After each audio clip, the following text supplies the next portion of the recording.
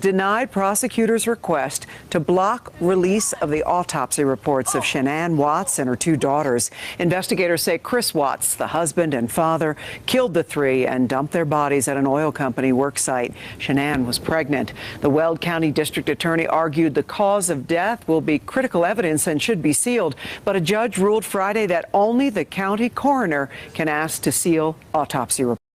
The case of Shanann Watts is one that never really leaves you once you hear it. And tonight, we're not looking at what everyone already knows. We're looking at what people don't talk about. Because sometimes, it's not what's written in an autopsy report that stays with you. It's what feels missing.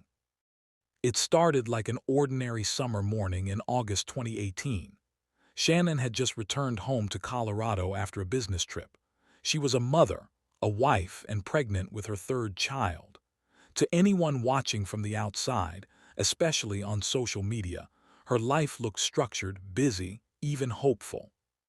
But within hours of her arriving home, everything changed. By the next day, Shanann and her two daughters were reported missing. At first, it looked like a disappearance. Then it became something much darker. When investigators began their work, they weren't just looking for a missing family.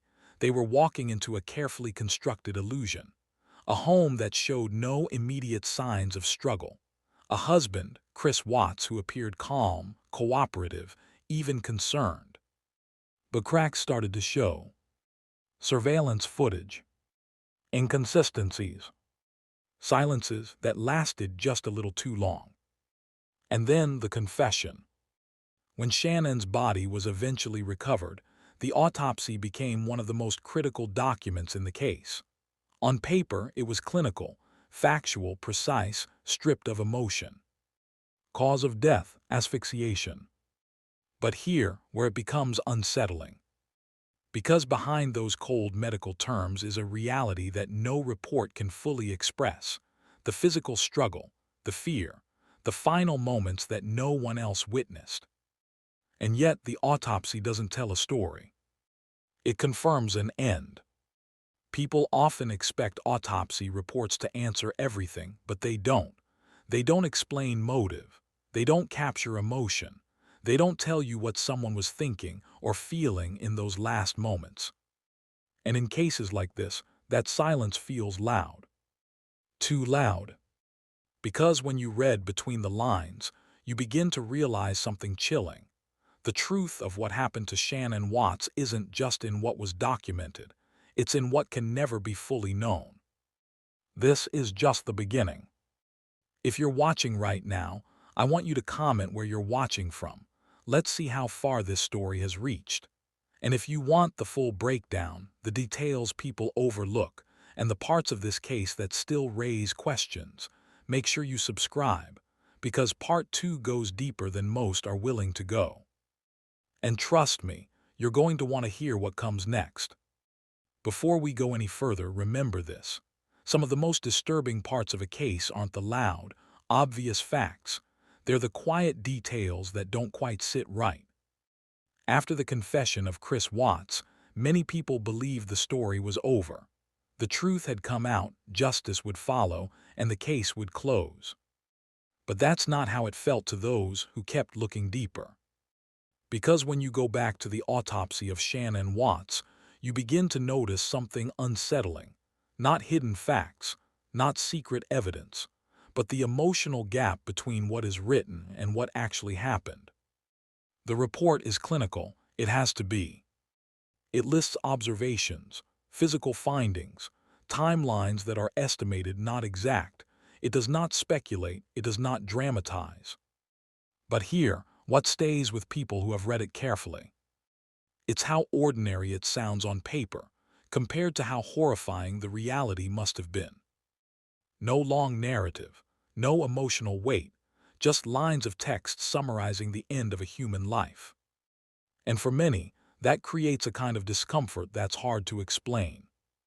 There's also something else people question, not in a conspiratorial way, but in a human way. Closure. Because even with a confession, even with forensic confirmation, cases like this don't always feel complete. The autopsy confirms how Shanann died, but it cannot explain why someone who appeared to have a normal life would commit such an act. That question lingers, and it's one of the reasons this case still holds people's attention years later. Another detail that continues to disturb people is the contrast. On one side, you have the documented facts, cold, structured, official. On the other side, you have everything that existed before that moment. A family life shared online, videos, laughter, routines, plans for the future. And the autopsy sits between those two realities like a dividing line. Before and after. What many don't realize is that investigators rely on autopsies not just to confirm death, but to reconstruct events as best as possible. Even then, there are limits. Not everything can be recovered, not every moment can be understood. And that's where the unease comes from. Because in this case, the answers we do have only make the unanswered parts feel heavier. If you've made it this far, I want you to pause for a second. Where are you watching from? Drop your location in the comments. It's always surprising to see how many people across the world are still following this case.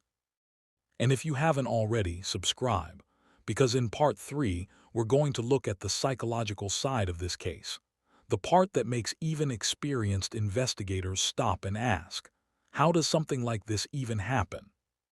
And that's where things get even more unsettling. What happened to Shanann Watts is more than just a case file. It's a story that forces people to confront how something so ordinary on the outside can hide something deeply disturbing underneath. By the time Chris Watts confessed, the facts were already in place. The investigation had uncovered the truth through evidence, inconsistencies, and ultimately his own words. The autopsy confirmed the cause of death, closing the forensic chapter of the case.